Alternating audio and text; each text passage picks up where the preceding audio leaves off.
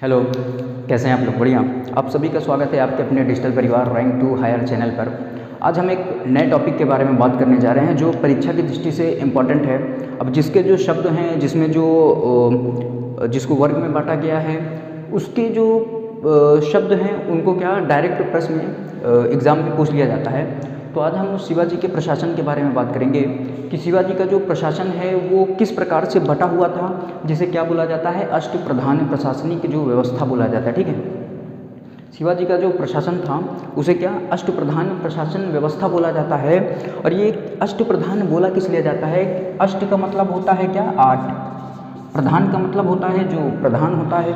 अब वो शिवाजी का जो प्रशासन था वो अष्टप्रधान मतलब जो 8 मंत्री होते थे, जो उस विभाग के प्रमुख होते थे, उनके द्वारा क्या चलाया जाता था। जो शिवाजी के शासन, प्रशासन, न्याय, धर्म सभी मामलों में क्या प्रमुख होते थे, जो शिवाजी को शासन प्रशासन से संबंधित जो गतिविधियां होती हैं उनमें क्या परामर्श देते थे। इम्पॉर्टेंट है, परीक्षा की दृष्टि से भी इम्पॉर्टेंट है, क्योंकि जो सुमंत है वो भी पूछा गया है पीसीएस के एग्ज़ाम में।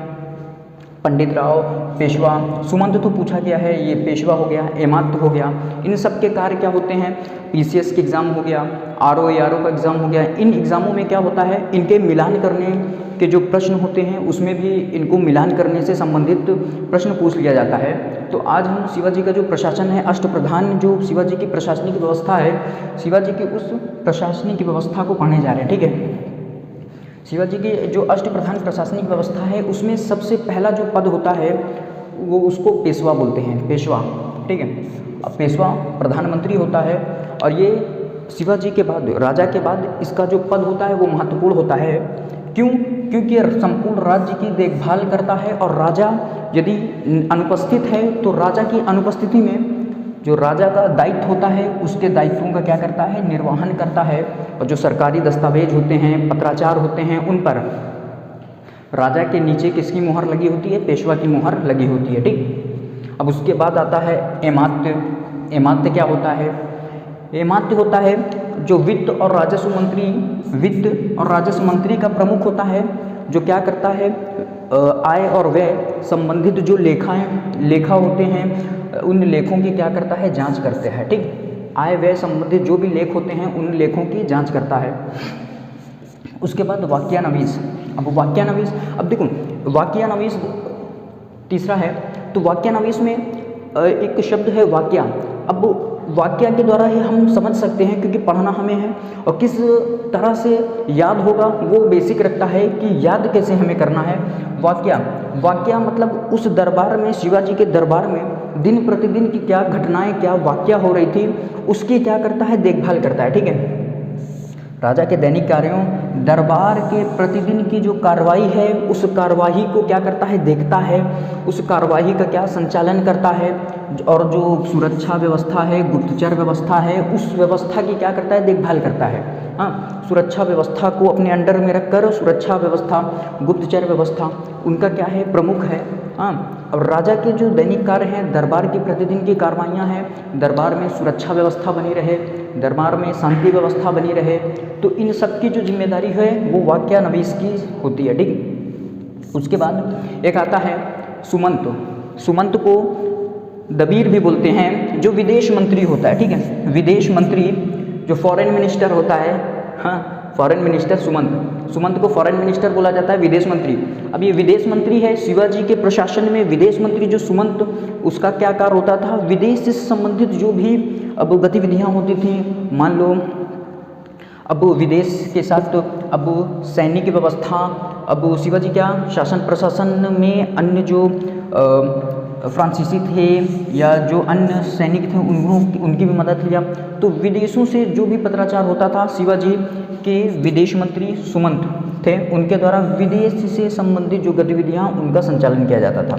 उसके आगे बढ़ते हैं, इससे आगे क्या है, सचिव। सचिव को चिटनीस भी बोला जाता है। ठीक, ये पूछा जाता है चिटनीस। और सुरूनवीस चिटनीस, चिटनीस पूछा जाता है, चिटनीस इंपॉर्टेंट है। अब चिटनीस है, चिटनीस क्या करता था, ये पत्राचार विभाग का प्रमुख होता था। पत्राचार विभाग का मतलब अब राजा के द्वारा किसी को पत्र भेजना हुआ या पत्र किसी के द्वारा शिवाजी के पास आया तो क्या पत्राचार विभाग का प्रमुख होता था, जो राजकीय पत्राचार विभाग होता था उसका कार्यों का संचालन करता था। और साथ ही साथ जो परगना होता था, परगना का मतलब होता है जिला से छोटा सब डिवीज़न, जो उपखंड होते थे उसको परगना बोला जाता है। उस परगना के हिसाब की जाँच भी रखता था। ठीक, आगे बढ़ते हैं। आगे क्या है, सेनापति। अब सेना का क्या है, पति है। सेना का पति जिसको सरे नौबत बोला जाता है, ये सेना का प्रमुख होता था। अब सेना प्रमुख है तो इसकी जिम्मेदारी क्या होगी कि सेना में सैनिक हैं कि नहीं, सैनिक की यदि आपूर्ति नहीं है तो उनकी पूर्ति की जाए, जो सेना है उसका संगठन बनाया जाए, और साथ ही साथ सैनिक से संबंधित जो क्रियाकलाप होती थी उनकी देखरेख क्या करता था, सेनापति करता था। उनके लिए भोजन की आपूर्ति है कि नहीं, इनसे संबंधित जो गतिविधियाँ होती थी वो सेनापति करता था। ठीक, इससे आगे बढ़ते हैं। इससे आगे क्या है, पंडित राव। पंडित राव है जिसको सदर बोला जाता है। अब पंडित राव नाम से ही पता चल रहा है कि पंडित है, नाम से पता चल रहा है कि पंडित हैं। तो वे शिवाजी के शासन में धार्मिक जो कार्य होते थे उन धार्मिक कार्यों में राजा को परामर्श देता था।